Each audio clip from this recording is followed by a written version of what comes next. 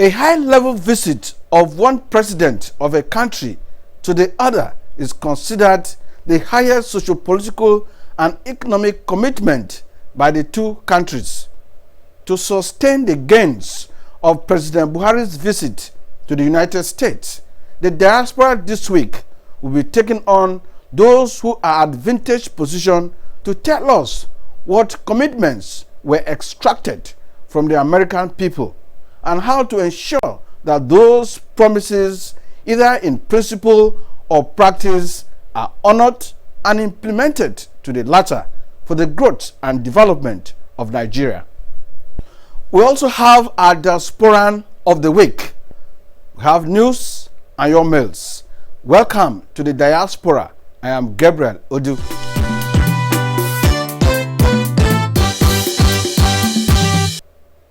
Let's begin our conversation with the Permanent Secretary, Ministry of Foreign Affairs, Ambassador Bolos Lolo.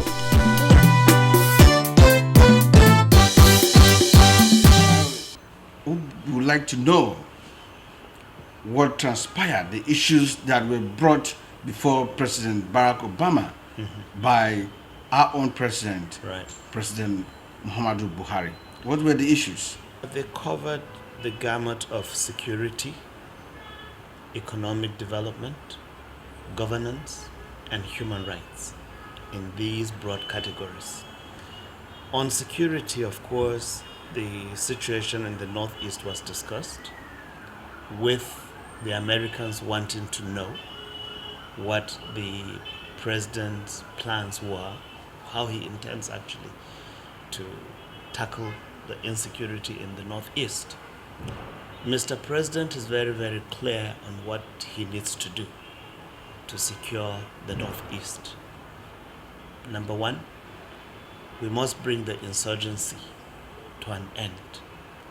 Number two, persons who have been displaced must be resettled. But you cannot resettle unless you rebuild, you reconstruct, and provide alternatives for them. Right. And we cannot do it all on our own now, given the limitations that we have. Sure. So the president made it clear that Nigeria will need support in terms of equipment, will need support in terms of training, will need support in terms of intelligence and logistics. So overall, this is what is needed on the security side. However, the understanding shown by the Americans and the promise to assist Nigeria should be taken in the context of what will come. Okay. They are going to send their teams of experts and technocrats to come and assess the situation on the ground.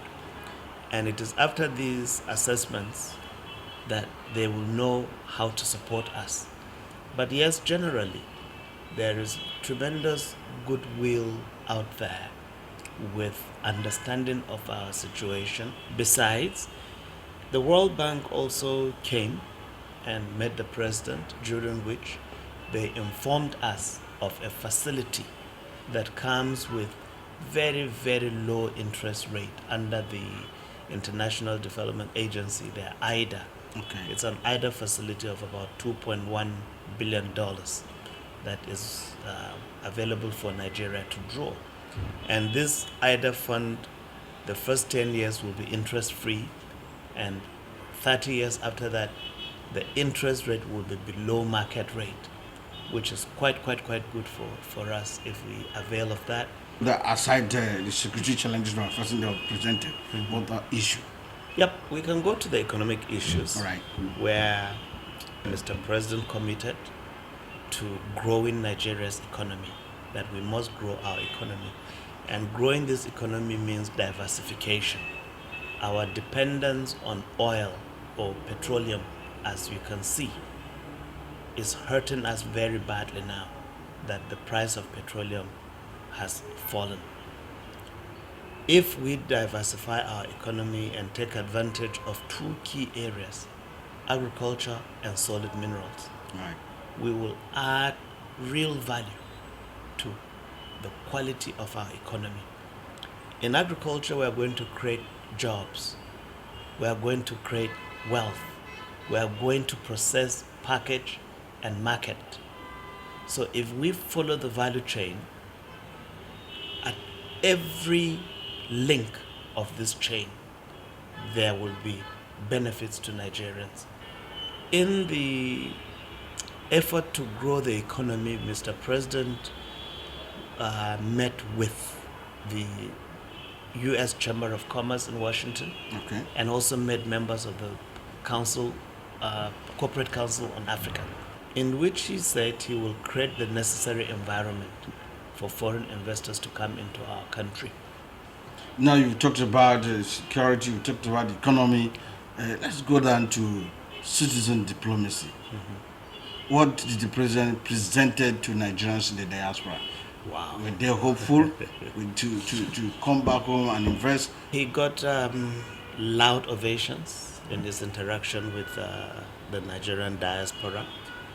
Many of them asking questions, in fact, around what he intends to do. Specifically, they asked him if he would consider bringing some diaspora to serve on his cabinet. There, of course, he couldn't make a commitment.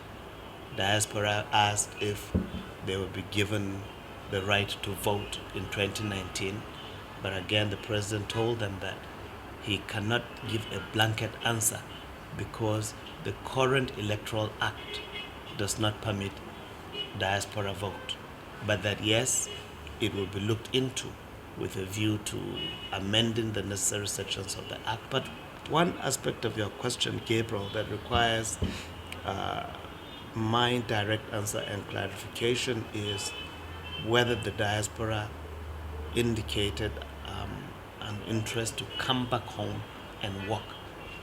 We are always invited, and the president extended the same invitation for the diaspora to come and contribute to national development.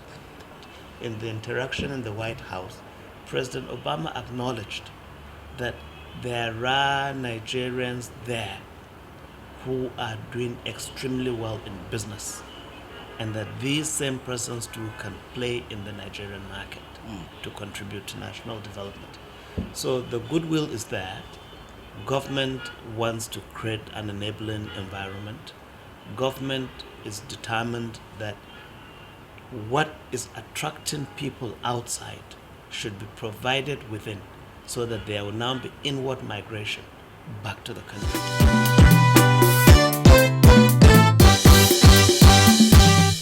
Our next guest is Bashir Obasikola, a financial expert based in Moscow. Let's share his thoughts on the president's visit.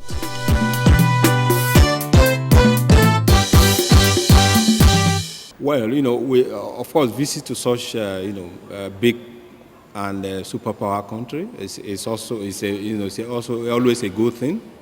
But if you have to come, drawing from where we're coming from, which is the perception about Nigeria and the previous administrations on on fight against corruption, on insecurity, and the economic situation in the country, you can see that that shows a hand of friendship from Americans. So we of course we welcome that.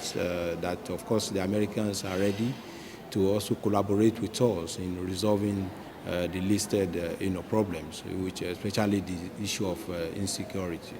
So we hope and pray that the visit will actually materialize into a certain level of collaboration from the Americans to make sure that we are able to combat this insecurity issue, and also the issue about corruption. So if they could collaborate in helping us, because we know that most of these transactions, starting of our money outside this country, the Americans have a lot of information to share with us. So if they are ready and they trust the President Muhammadu Buhari and have that confidence in him that he could actually fight this fight against corruption. So probably they will also collaborate with him in that aspect. Well, as to the economy, you know, they say, I wouldn't say that the Americans, we help us to grow in the way we would have want ourselves to grow, because no country, we control, we develop your country for you. So everything depends on us. The friendship with foreign countries, we ourselves have to make sure we have the benefit, make sure we draw from that collaboration, that mutual relationship, so that the investors who are coming from that part of the world to this, they will be confident that yes, both countries are in good terms, and that there will be proper protection of their investment. And I think that is the essence of the collaboration they are doing. Apart from probably humanitarian assistance to Nigeria from Americans, I don't think they will bring their government money to us, but they will only create the enabling environment for their own investors to confidently come to Nigeria. Do you think the president should pay similar visits to countries like Russia, Japan, and China? Looking for collaboration from different countries of the world is the beauty of they say international diplomacy, because it allows you, it's now left for you to benefit from those relationships. You cannot rely only on one partner. And I think, we have been doing that for the previous year. I think if we have to draw from history, during the Civil War, if we had relied only on one partner, probably we wouldn't have succeeded in keeping the country together. Because the help that came from the Soviet Union then was very, very handy for the federal government, military government then to be able to execute that war. And I think it's the same issue as to economic development. So I think looking towards other countries, Russia, China, Japan, and other non-American states, like it's a good thing, because you can then have what we call a balanced approach to some of these cooperation. You can assess them, compare, and see which ones actually brings more returns to you than the other. So, and I think apart from that, even the people, they will know that they are actually competing for you. So they will, that means that improvement will come. There will not be monopoly of your economy. So we will welcome a situation where President Muhammadu Buhari will also pay a visit to Russia, to also seek their collaboration. Not only on economic issue, which is very vital, also on security issues, because we know Russians are ready to also help us, equip our military.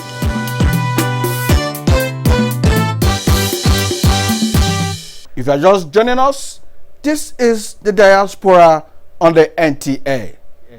NTA, Nigerian Television Authority. For more information and news updates, visit our website at www.nta.ng, or you can follow us on Twitter at NTA News Now, or you can like us on Facebook at NTA Network News. Stay connected on our YouTube channel at www.youtube.com/NTA News Online.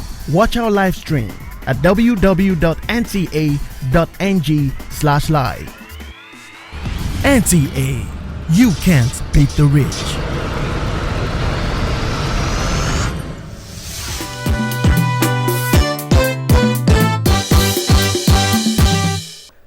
Our next guest is a professor of business and management at Shaw University, North Carolina.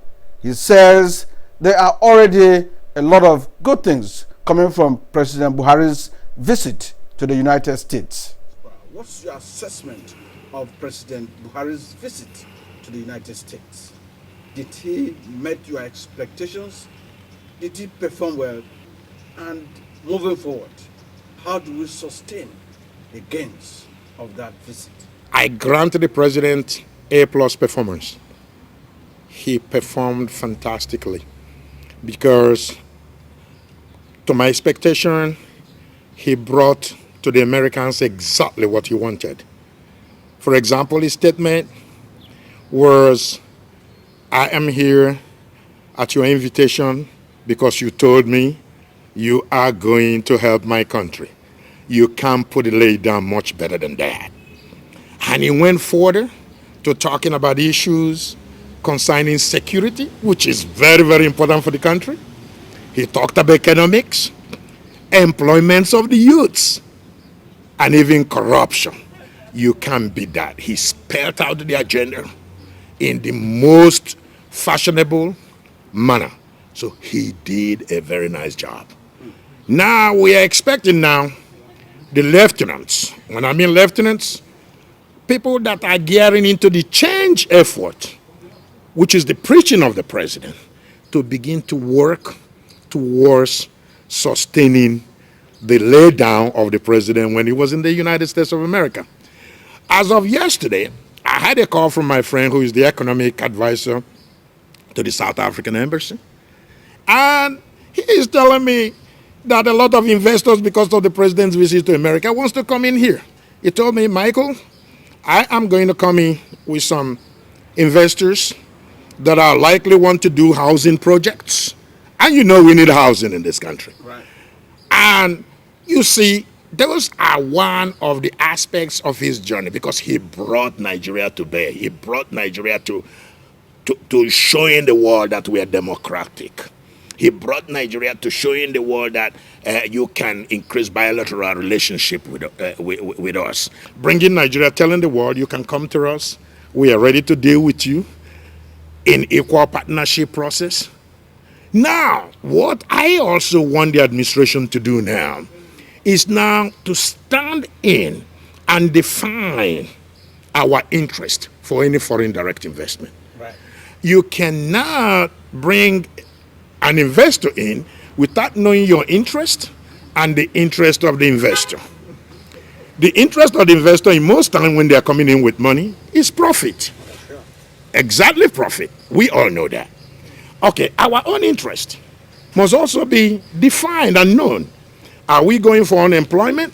That is to employ our youths.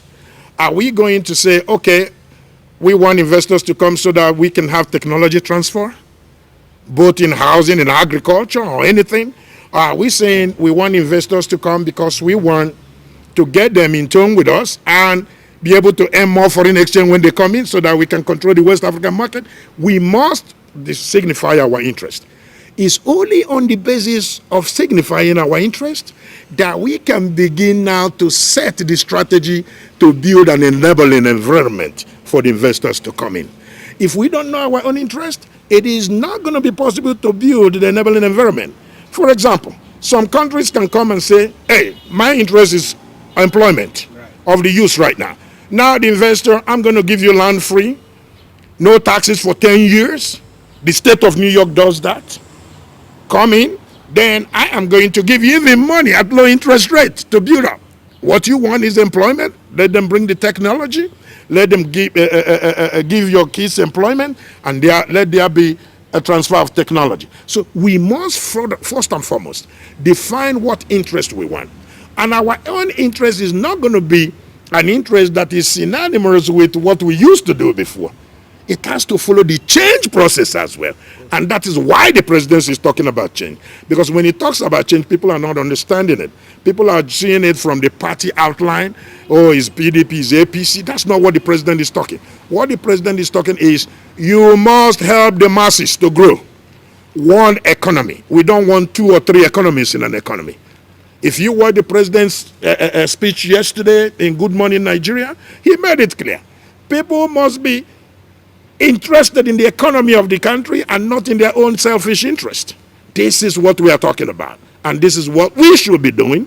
And that is what I am ready to help the president do on my own part, by bringing these investors, trying to get them in through your media, talk to them, and then bring them in, even bring them in your programs, so that they can begin to tell us that they want to come to our country. Thank you very much, Prof. I appreciate you so much. Why so?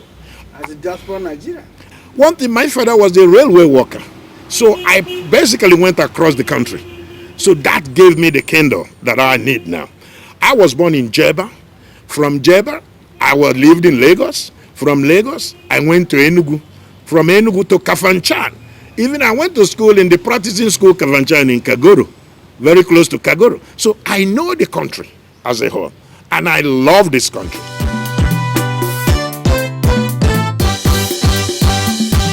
Thank you, Prof. Next is our Diasporan of the Week. Welcome to the program. Thank you very much. Yes, I have Victor Oladotun Olalusi, Best Graduating Student, Medical University, Russia, Moscow, 2013. Good to have you. Thank you very much. Right. Tell us, what took you to Moscow? I went to Moscow in December 2006, having backed a federal government scholarship award under the aegis of the Federal Scholarship Board via the Federal Ministry of Education. It was a scholarship that was meant for young Nigerians who have excelled in their O-levels and their UME. So I happened to be one of those, and I was able to scale through the hurdles, the interviews, and the selection process. I went to Moscow to study medicine and surgery. Right. Yes. For you to be able to study effectively in Moscow, yes, you must understand the language. Definitely. And the language is not English. It's not. So how did you go? Initially, I got there. I saw letters, and I was trying to read the letters the way I used to read letters in English, and I found that it didn't make sense. So the first thing I did was to be very interested in studying the language. So there was a period of 6 months for language studies. I had to study Russian language and sciences. Those are basic sciences: chemistry, physics, biology. All in the Russian language? All in Russian language. Wonderful. Yes. So having done that, I was given an admission into the Russian State Medical University in Moscow. I studied there for a period of 6 years, studied core medical sciences, clinical medicine, and still Russian language. I was still studying in Russian language. Wonderful. So I was interacting with patients in Russian language. My textbooks were all in Russian. And it was me reading medicine in Russian, thinking in English at times. Sometimes I switch back to thinking in Russian, reading in English. So it was a worthwhile experience. That's fantastic. I mean, you can speak Russian fluently. Definitely. Okay, I'll be interested.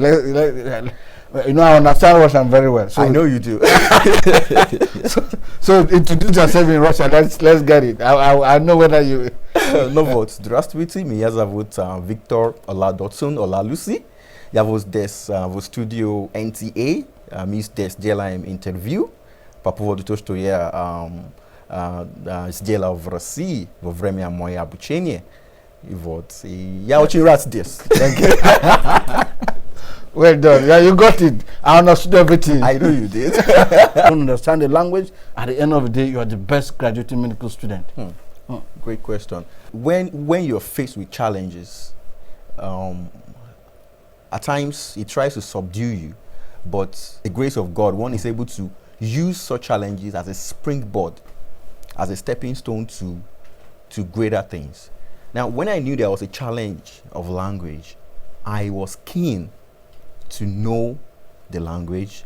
I was keen to focus, dedicate extra time into my studies. It wasn't like I was studying in English. Okay. If I were studying in English, I would have probably relaxed, thinking I had a mastery of English language and I would do well. So the fact that it was Russian language made me put extra time. So I saw myself preparing ahead of the class, reading tests in Russian and sometimes in English, making sure I have notes, jotting ahead, preparing extra hard for each of the classes. Right. I was given a spot for PhD and further studies, residency. They had residency programs there too, and specialization. But I knew how I got there. I got there under the bills of the Nigerian government, and I wanted to come back as an appreciation to give back to the people, those that trained me. So I came back to the country to register with the Medical and Dental Council of Nigeria. I took qualifying examinations. I've been able to do my internship, which is called house job, and currently I'm working, serving in Rivers State, Nigeria. Our Diasporan of the Week.